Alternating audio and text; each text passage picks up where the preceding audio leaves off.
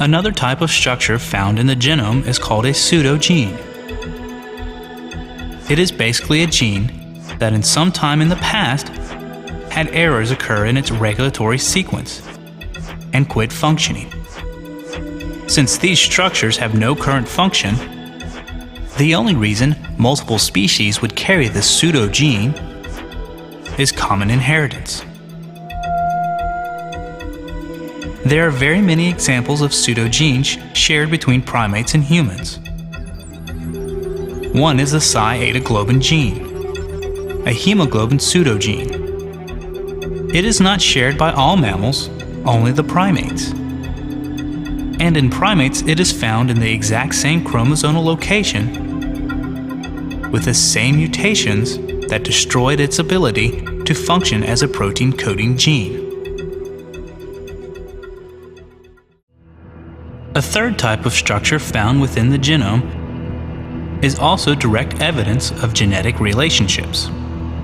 Retroviruses like HTLV1, which cause a type of leukemia, and AIDS, make a DNA copy of their own viral genome and insert it into the host genome.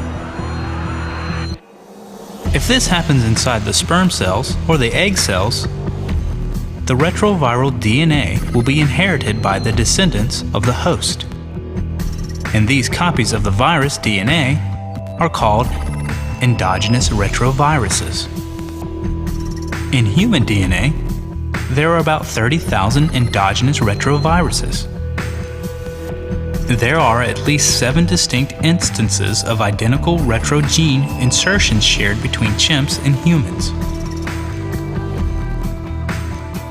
The phylogenetic tree for cats provide another example. The standard phylogenetic tree has small cats diverging later than large cats. The small cats, for example, the jungle cat, European wildcat, African wildcat, black-footed cat, and domestic cat, share a specific retroviral gene insertion. In contrast, all other carnivores which diverged earlier lack this sequence. Let's examine how endogenous retroviruses, or ERVs, would behave within a model of evolution by common descent. Suppose an ancient creature, let's call it Primus mammalius, is the common ancestor of all modern mammals and is infected by a retrovirus that becomes endogenous. All of the Primus descendants would be expected to carry the same ERV, let's call it ERV1, in the same chromosomal location. Fast forward 30 million years. Different lineages have evolved and derived from the original common ancestor, and there are now many different types of mammals in existence, all carrying ERV1. A small rodent, let's call it Secundus mousus, is the common ancestor of mice and rats, and once again is infected by a new species-specific retrovirus that becomes endogenous. This is ERV2. In a different line, Secundus apus, the common ancestor of all great apes, acquires a third retrovirus, ERV3.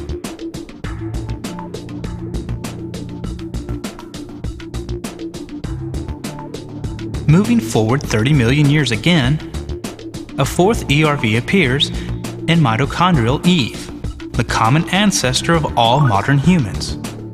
Call it ERV4.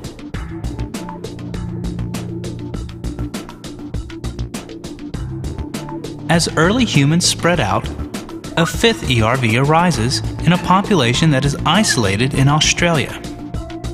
So, ERV5 does not spread to other human populations. So what do we expect?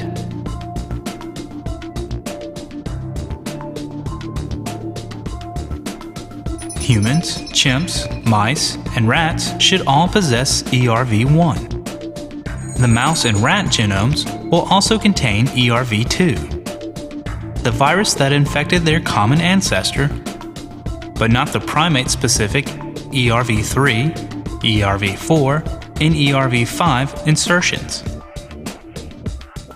All great apes will share an identical ERV3 insertion.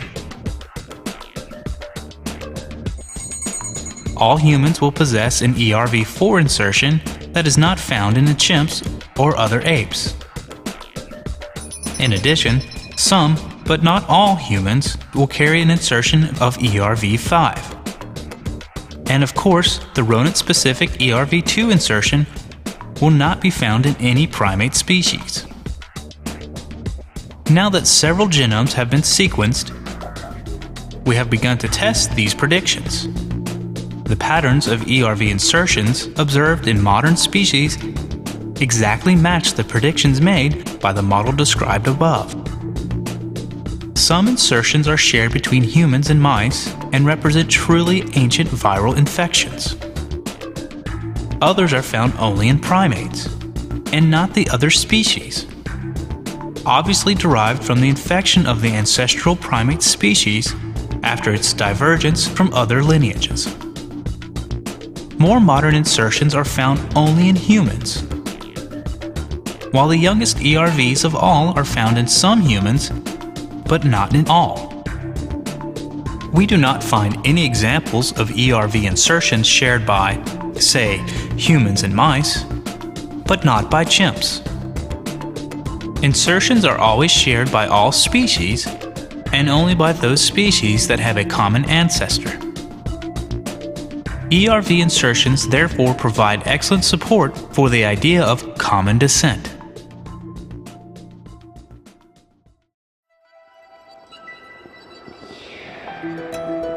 This evidence, viewed from a scientific perspective, together with a vast amount of similar data, is compelling evidence for the following conclusions. Common descent is a fact. All life on Earth is related through common ancestry. Changes within a single species occur, so-called microevolution. Species themselves come and go, so-called macroevolution.